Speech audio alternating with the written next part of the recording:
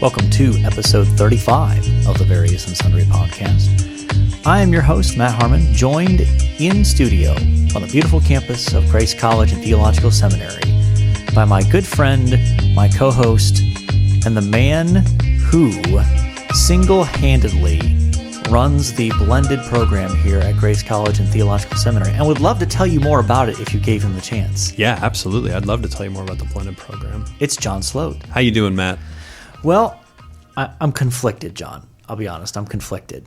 Conflicted about? Well, the weather is beautiful, and we're starting to feel a little bit more the transition to fall-like conditions as opposed to the oppressive heat of the summer, which Sure. I'm very pleased with. But I'm a little melancholic about something. Melancholic? I am, yeah. About what? We have now gone almost 3 weeks with no new reviews of the pod. I'm sorry. That must be hard for you. It is. It is. I'm trying not to let that affect me, and because we are trained professionals, we'll move forward without that. But if you'd like to make me happy, you could do me a favor, do us a favor, do humanity a favor. Wow. By leaving a 5-star review and a lovely review. That would be great. And in all seriousness, that does help other people find the podcast. The podcast app and others have this very deeply complex algorithm that somehow takes into account reviews and ratings and all that kind of stuff. So yeah, and people are learning about the podcast. We were just looking at our statistics, and we're getting downloads from states that we don't know who the people who are downloading. So if you're out there, thank you. And send us an email, send us a tweet. We'd love to know who you are and what drew you to the podcast. Yeah, we are recording on Monday afternoon. It's the last day of August. And so August has been the biggest month of the podcast to date. Yeah. So we are thrilled. And so that is what gets me out of my melancholy when I think about the lack of recent ratings and reviews. I do reflect on the wonder that more and more people are finding the show. If you would like to reach out to us, you can connect with us on Twitter at V&S-Pod. You can email the show, variousandsundrypodcast@gmail.com. And we have a Facebook page, so you can look us up on that as well. So, John, here we are, end of August, beginning of September. And what's going on in the world of sports here? What are we dealing with? Well, probably at the top of the list, we need to talk about the NBA playoffs.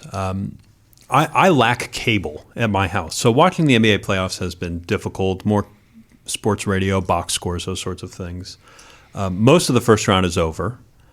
There was a brief couple-day pause this last week for some protesting. Yep. However, series seem to be back underway, and things are progressing. Any surprises in the first round for you? Well, I think that so far everything is going according to chalk. I think I can't remember that Heat and Pacers matchup. That was a 4-5, and I know the Heat won that, but I can't remember if the Heat were the 4 or the 5. The Heat were the 5. Okay, so yeah, I guess that's technically not chalk, but in a 4-5 series, it's a toss-up anyway. Yeah, totally. But there are still, as of our recording, 2 first-round series still underway. Rockets and Thunder. They play on, by the time you listen to this, they'll have already played, but that series is 3-2 Rockets, and even more tightly contested, Jazz and Nuggets. Nuggets are the 3 seed, Jazz are the 6 seed, and yet the Jazz jumped out to a 3-1 lead in this series, and now the Nuggets have climbed all the way back, and that game is on Tuesday night for the decisive Game 7. And Jamal Murray has been incredible. Early in the series, Donovan Mitchell for the Jazz was playing out of his mind, scoring around 50 points, and almost single-handedly carrying them to that 3-1 lead. I like me some Donovan Mitchell. And then later in this series, last few games, Jamal Murray for the Nuggets has just been hitting absolutely everything and carrying the Nuggets. And so now we're at 3-3, and you have the 2 magic words in sports, right? Game 7. Yeah. Winner takes all. So there's been some good NBA playoff action there. The another noteworthy thing from the NBA playoffs, the Clippers did advance over the Mavericks, but Luka Doncic kind of had his coming out party on the bigger stage. I mean, obviously, people who follow the NBA know who he is, but the fact that he had such a dominant playoff series kind of, I think, raised his profile even beyond what it was before. Yeah, and I think he proved a little bit that with the right pieces around him, he can win. He's not just scoring points, but he can actually win basketball games and potentially take a team deep. Yeah, I think he's established himself as the kind of guy who you can build a franchise around and need to put one more kind of star player with him. And I think the big question for the Mavericks is Kristaps Porzingis going to be capable of being that number 2, that sort of Robin to the Batman of Doncic? And can he stay healthy? Yeah. Well, that's part of it, though, isn't it? Like, you can have all the talent in the world if you want, but if you can't stay healthy, then it doesn't really matter ultimately. So those have been entertaining games to watch. Tell me about your Mets. What's going on with your Mets? Yeah, it's more of the same. Just we're back to play. End of last week, we were back to play a little bit. From being on a COVID break. But luckily, only 2 people in the organization got it. It didn't spread to anybody else, so the team is mostly healthy. However, they're going through some up and downs. The big news, though, is that A-Rod and J-Lo have exited the picture for purchasing the team, and Steve Cohen, the 15th richest man in the world, is going to step in and buy, or something along those lines. And he's got a lot of money. He's got money on money, and he's going to pour it into the team, and we're all super excited. So he's, barring a vote by other owners to kick him out, he's going to be the new owner. He's going to install an analytics department like he had at his hedge fund, and all sorts of things. So we're pretty excited. Yeah, it's always interesting to see these businessmen come in and take over a professional sports franchise, and what kind of role they play in the organization, how hands-on versus hands-off they are. Is he going to be more Jerry Jones-like in terms of... Yeah, that's a great question. Deep dive into it, or Daniel Snyder's another example from the Washington Redskins, Jerry Jones of the Dallas Cowboys. Or is he going to be more hands-off of just make me money and put a good product on the field, and I'll kind of stay out of the day-to-day operations? Yeah, it seems the sense is he's going to spend, and he will buy the team as the richest MLB owner out there. And so explain why that matters more in baseball than other sports. Well, there's no salary cap. Yeah. So you can just outbid everybody on the best player and bring them in. Now there is a sort of soft salary cap. There's a luxury tax, where if your salary goes beyond a certain number, then the franchise has to pay it's called a luxury tax. Yeah. So there is some measure of penalty, but you more than make that up if you're actually very successful and get into the playoffs and make deep runs and win championships. Well, and I think Major League Baseball teams ultimately lose money for owners. I mean, you have to be a bit of a fan if you want to own a team. Where they make the money is when they sell the team, because the value of the teams have just soared. I think the Mets sold for $2.6 billion or something like that. And that's a team that's made the playoffs 3 times in the last 15 years. Yeah, though it is in the largest media market in the country. That's right. Yeah, which is handy. It's seen as a gem, a potential gem of an organization that just needs to be managed properly. And I think so much of what's happened in the last couple of years can be chalked up to mismanagement. Yeah, in a lot of ways. So hopefully he comes in, cleans house, and we can right the ship. Hope springs eternal for the Mets fan. That's right. Let's go. Speaking of franchises that need some hope, tell me about the Jets. We've got the NFL theoretically starting up in a week, right? Not this week, but next week, next Thursday, the 10th, September 10th is the kickoff game. As far as we know, there's been no... And I saw that on the rundown tonight. I just went, oh my goodness, really? There's usually so much more hype. And I think we're normally sort of in kind of the dull part of the MLB season. Yeah. There's no basketball traditionally. And no hockey. No hockey. Hockey's still going on, although Is I it paying watched. attention? Yeah. I haven't watched too much hockey. I don't know. But yeah, football's kind of flying under the radar as far as I can tell, and maybe that's a good thing in the midst. Yeah, it feels like more of the national discussion has been on the college level because of Pac-12, Big Ten canceling, other conferences pushing seasons back. Sure. But the college football season has actually started. There were college football games over the weekend. Now we're talking like not the power conferences, but some smaller schools actually played some college football over the weekend. I think Austin Peay kicked off the college football Exactly. season. That powerhouse known as Austin Peay. But on the college football front, now the Big Ten is floating ideas about starting their season in November. Speaking of mismanaged. Oh my gosh. Let's talk about the way the Big Ten has mismanaged this. I said this to my lovely wife. For years to come, in MBA programs around the world, primarily probably in the U.S., but this is going to be a case study in an absolute management leadership failure. It's going to be it's such a dumpster fire. This is going to be, it's not on the same level. Please hear me clearly. It's not on the same level.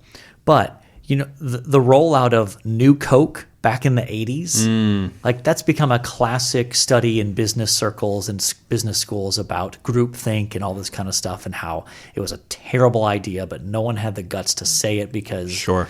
well, this is going to be the next one. It's not on the same level as New Coke kind of stuff, but it's not far off if you start to think about the money involved. Yeah.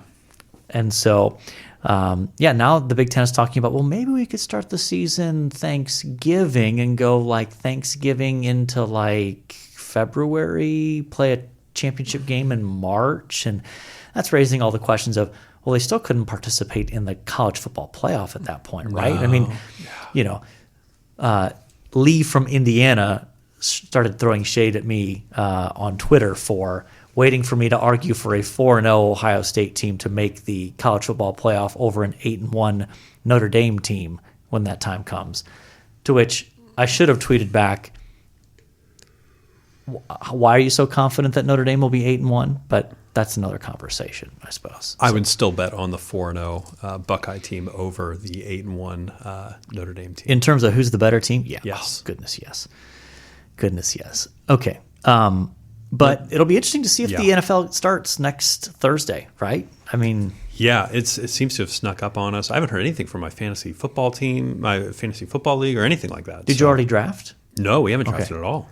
Because I know both my sons are in different fantasy leagues, and I think some of them drafted and some of them haven't. And part of what's weird, too, is there's no preseason games. Yeah, we're missing that build-up, the natural build-up. Yeah. It's been a weird start to the sports fall season here. Yeah, stupid coronavirus. All right, well, let's transition. Let's get into our main topic. Doc, what's our main topic today? We're talking about friendship today, John. Okay, our friendship, other people's friendships, as a philosophical category, what are we talking? How so? Just broad strokes friendship. Yeah. I don't think the audience needs a deep dive on our particular friendship, as great as it is, but we've talked about a variety of things on the show. We've talked about family and marriage to some degree, and when we've talked in part at various points, whether it was in episode 0 or even last week during the Q&A,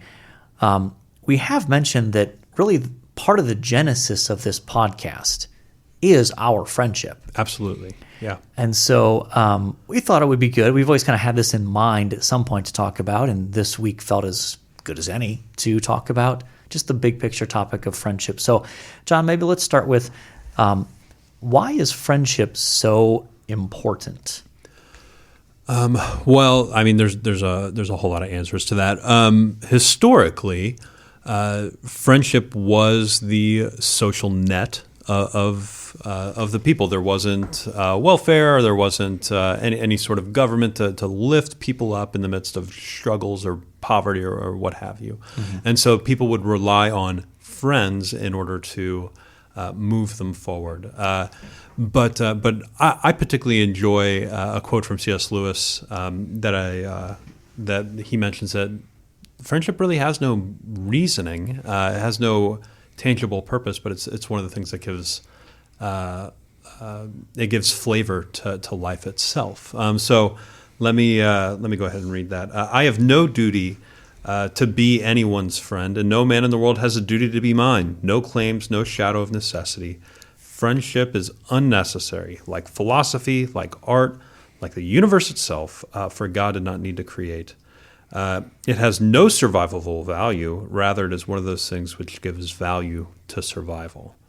And so that's from his book, The Four Loves, which he has a chapter on friendship, which is super helpful. But yes, I love that last line there. It gives value to survival. Yeah, it's an interesting take. Anything else you'd add to why is this important? Well, I think that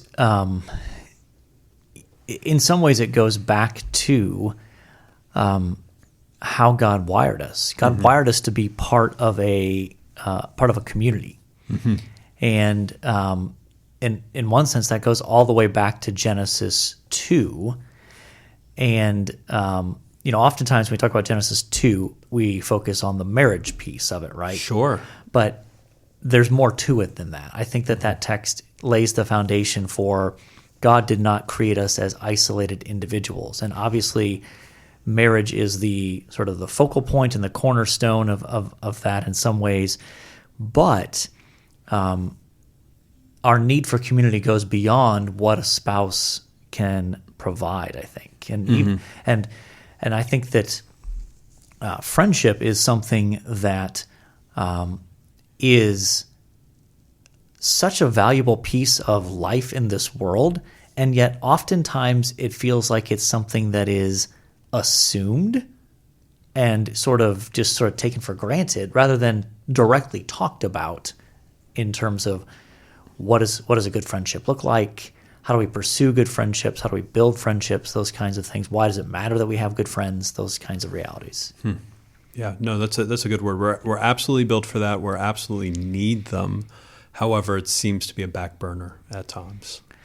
Yeah, and I think that when you think about descriptions of this in the Bible, I mean, in one sense, you've got multiple proverbs that talk about the value of friendship. Iron sharpens iron, so one sharpens another. Which, by the way, shout out to our own pastor, Mark Goodwin, who preached an excellent sermon on that a couple weeks ago at Christ's Covenant Church. But even, Jesus says in John 15:13, greater love has no man than this, that he lays down his life for his friends. He's calling his disciples his friends. And so there are those kinds of texts, and maybe one of the clearest sort of lived out examples is the example of David and Jonathan in 1 Samuel. Sure. And their friendship and the value that had to both of them. So those are some of the texts that come to mind when I think biblically of what does friendship look like? Why is it important? Why is it valuable? Sure. I think I naturally go to the Proverbs, like you mentioned. There just seem to be a handful of them throughout the book that speak to friendship and its usefulness. Faithful are the words of a friend, but profuse are the kisses of an enemy. Saying that a friend is meant to tell you the truth, even though it hurts. Yep. An enemy may not do so. Right. Yeah, and even in that context, you think about why that person tells you the truth. The purpose of a friend telling you the truth is for your good and for your benefit. The purpose of the enemy doing it is for your detriment and for your harm, essentially. Sure. Truth can be used to benefit someone or to harm someone, depending on how it's used and how it's expressed. And so, there's a lot of good content on friendship in the Proverbs. So there's a lot of different ways we can go with this conversation. Let's talk about some of the threats to friendship. Okay.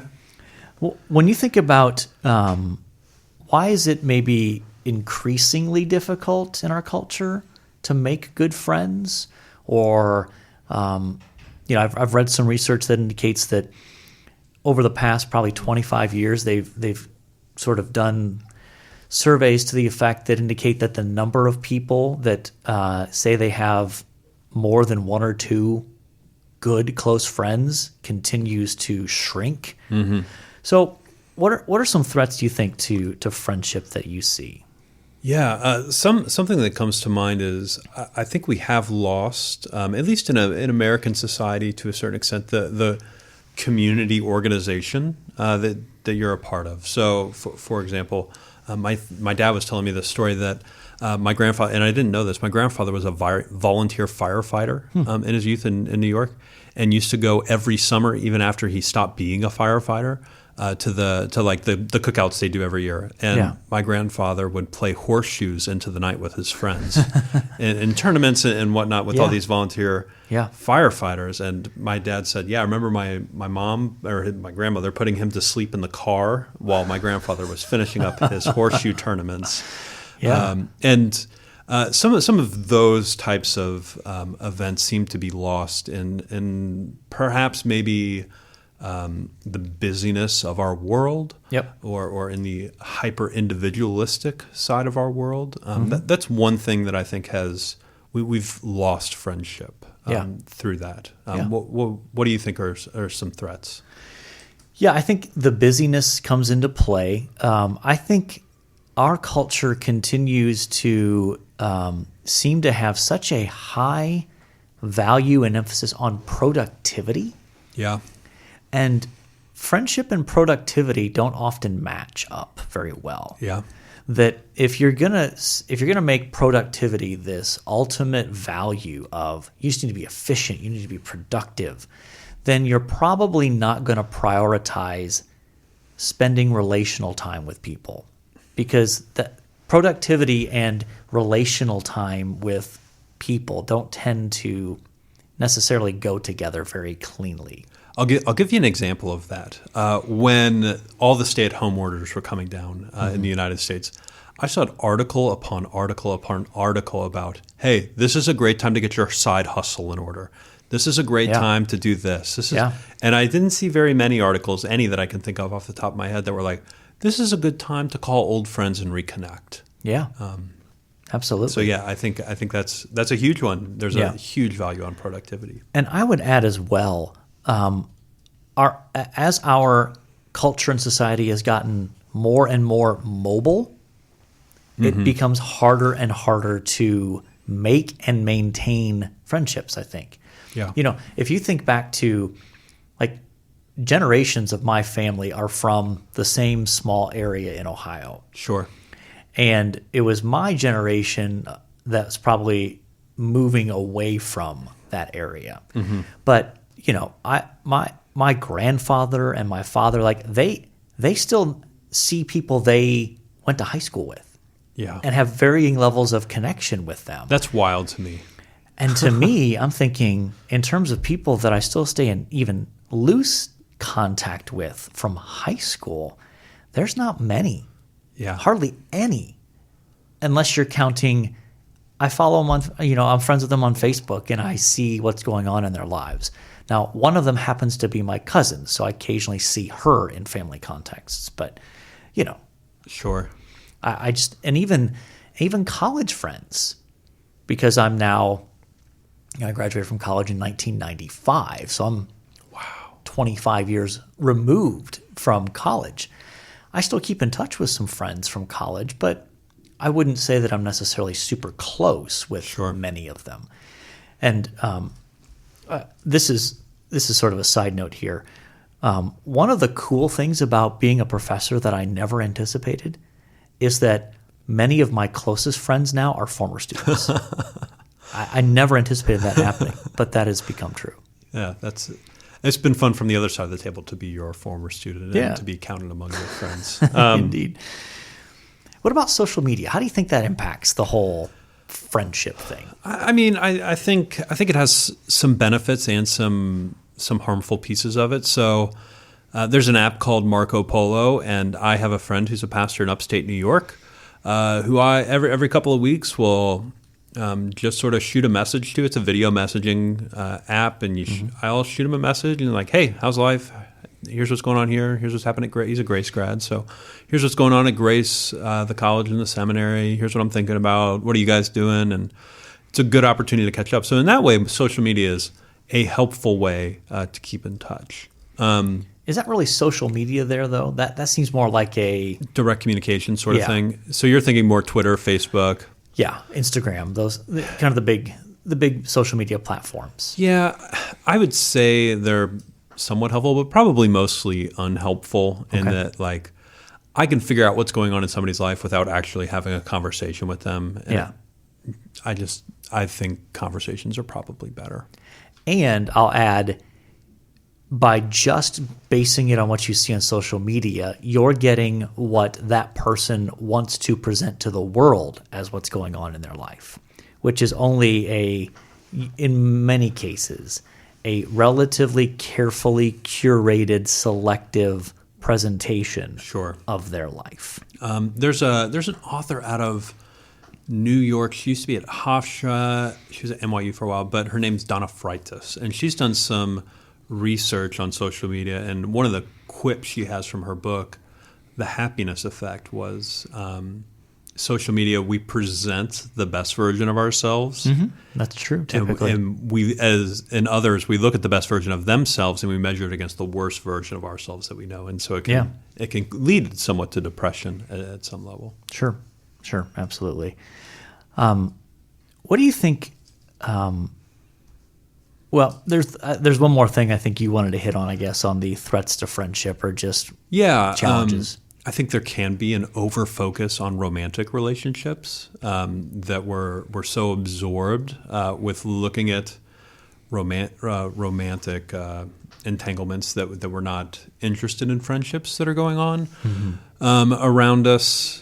And I think we struggle to even think about intimacy between friends without thinking it's romantic in some way. Yeah. I used the example of a few years ago, I read the Alexander Hamilton biography that the musical is based on. Mm-hmm. And his family has hidden letters from between him and one of his friends.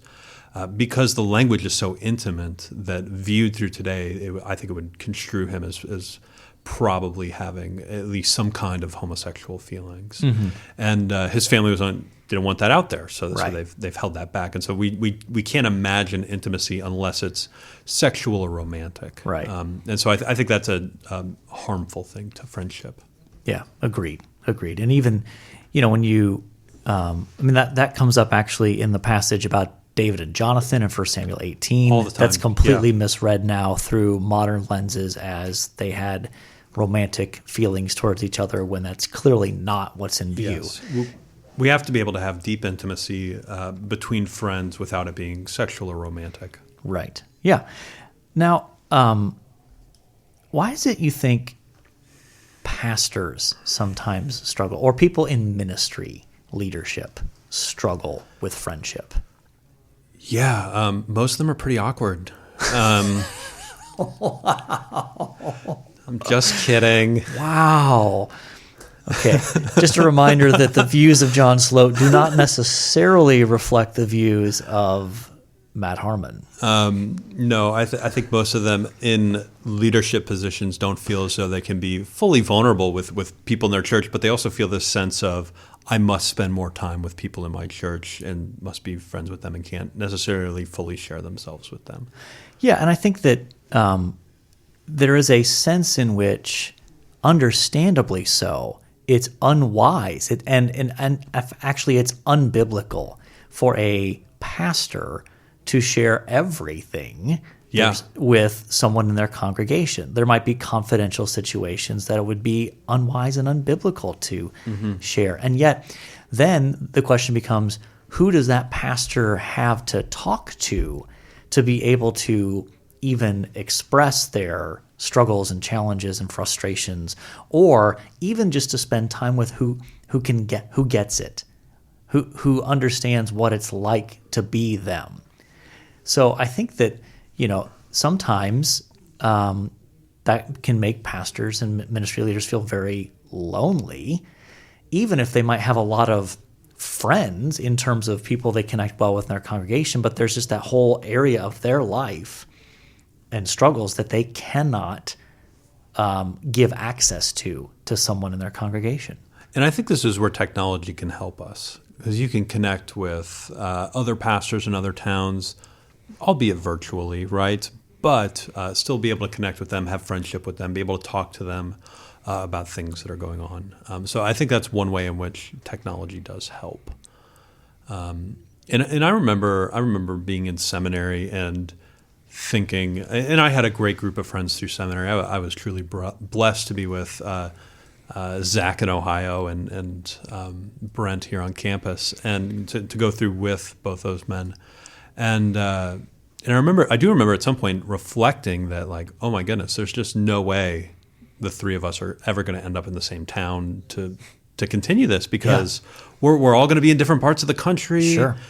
Doing different things. And it was a sad moment when I had that realization. And so, again, I think that's where technology can help us to stay connected, stay together. Yeah, absolutely. Absolutely. So that is one of those benefits, I do think.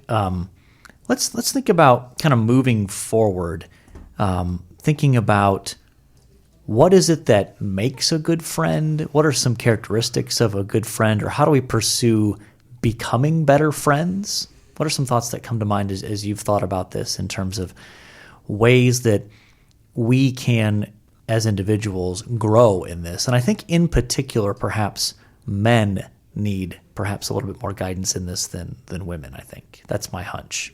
Yeah.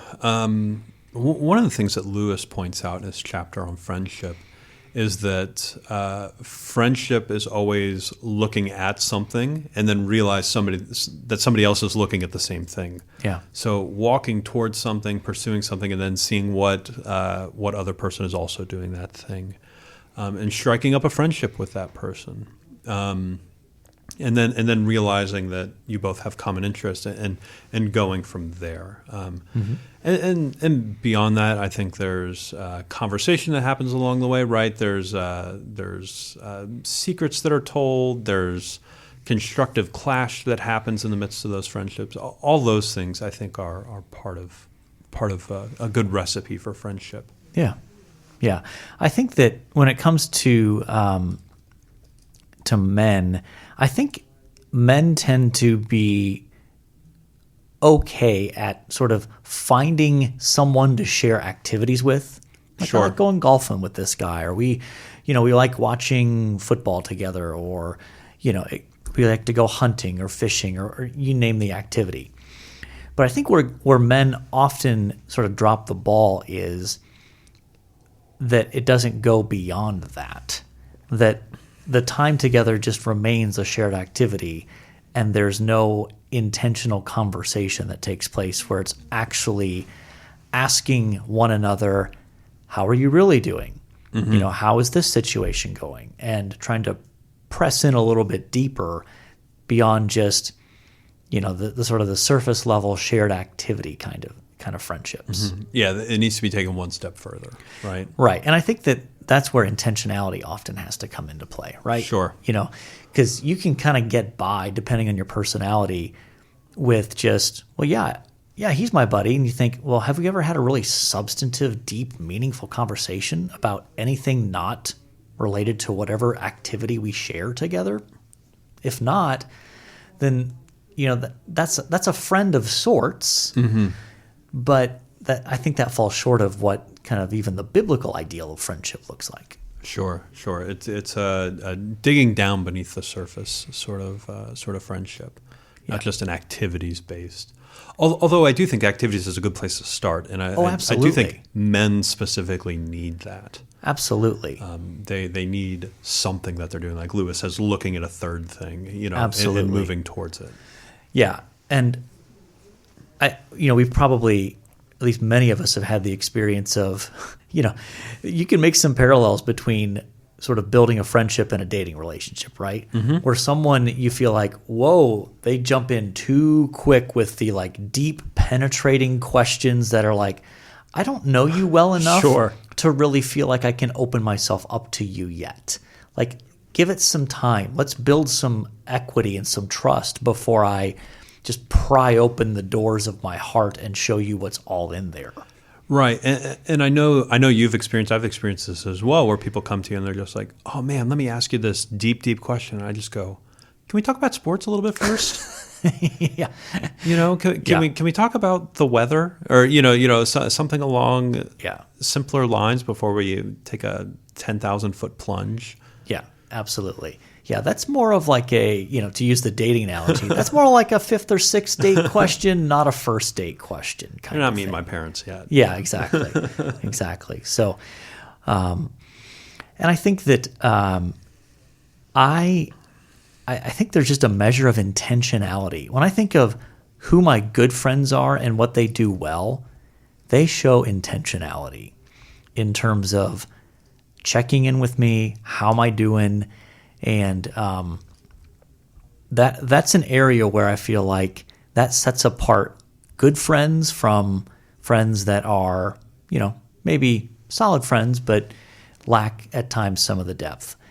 Well, at the same time, I will say I do have friends where I may not have a lot of ongoing contact with them, but then we get together after 6 months or a year or something like that, and we're able to just kind of pick up where we left off.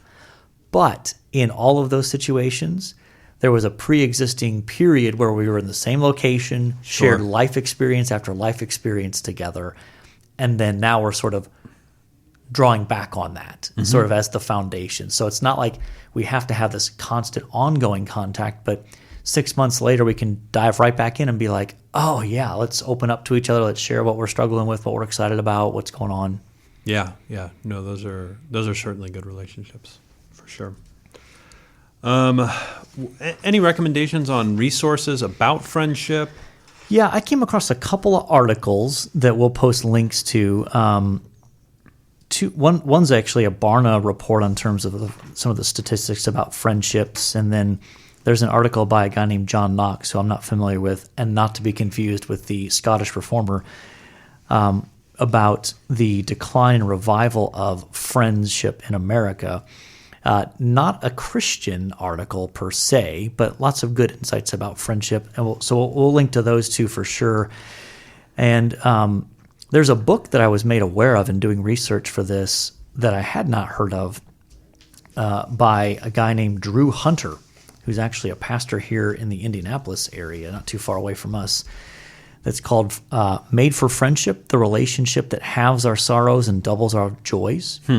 So I can't speak to it myself. It's been pretty positively reviewed on the Gospel Coalition, and it is now on my need to get and read list. And there's a couple other New York Times articles from your boy. Oh, David Brooks. Yeah, love your man David. crush. Yeah, I like David Brooks. Yeah. Okay. So we'll link to those, and if you haven't used up your 5 articles a month for the New York Times website, then you can actually read them. I'd also mention C.S. Lewis in his book The Four Loves has a great essay on friendship, and then just to get some different literature in there, Ralph Waldo Emerson has a great poem on friendship as well. That begins a ruddy drop of manly blood, which is a fantastic start to a poem. Indeed. All right. Well, one of the components of our friendship is our mutual love for sports. That's right. And we are at episode 35, which means we need to discuss our athlete. Yeah. Do you want to run us through who wore 35, or big names that wore 35, or would you like me to? Why don't you work through them, and then I'll add our Ohio State nominee. Okay. Well, the first on our list, Kevin Durant wore 35. And I assume is going to wear 35 again for the Nets. Unless he wants to really mess with us and wear a different number, and then we got to talk about him twice. Jersey sales, he might choose to go a different route. Jersey sales. Frank Thomas. The Big Hurt. Known for his commercials. Yes. Yogi Berra, the great Yankee catcher. Yes. Probably better known for his way with the English language than he is for his baseball skill. Although he was quite the baseball player. He was a really good baseball player. Very good. Justin Verlander, the great Astros pitcher. Formerly with the Tigers. Yep.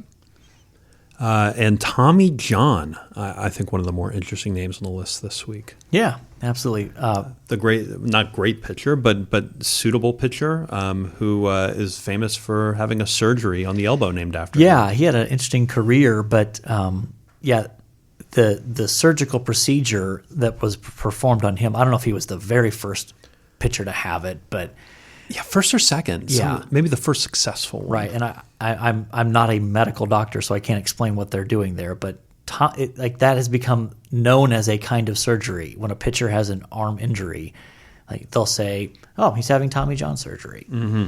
So, our Ohio State athlete wearing number 35, Matt Wilhelm, linebacker from 1999 to 2002. So he was on their national championship team. Okay. He was an outstanding linebacker. He was nicknamed the Kaiser. Yeah, I was about to say, quite German there, isn't he? Yeah. He was nicknamed the Kaiser. So, well, who you leaning towards here, John? Well, I don't feel particularly drawn to any of them, which makes me go, okay, who's the most unique here? Okay. And it feels like it's Tommy John for me. Yeah. Do you like Tommy? Yeah, I think that, again, he was from such a bygone era, right? He pitched from 1963 to 1989. Yeah, he pitched for quite a long time. That's unheard of. And you will not see that again. You will not see pitchers pitching 26 years in the majors. And currently resides in Terre Haute, Indiana. Yeah, not too far away. So, and what was his career record? You had his career record numbers pulled up there. 288 wins and 231 losses. Just fell short of 300. I know, 12. Yep. Yeah.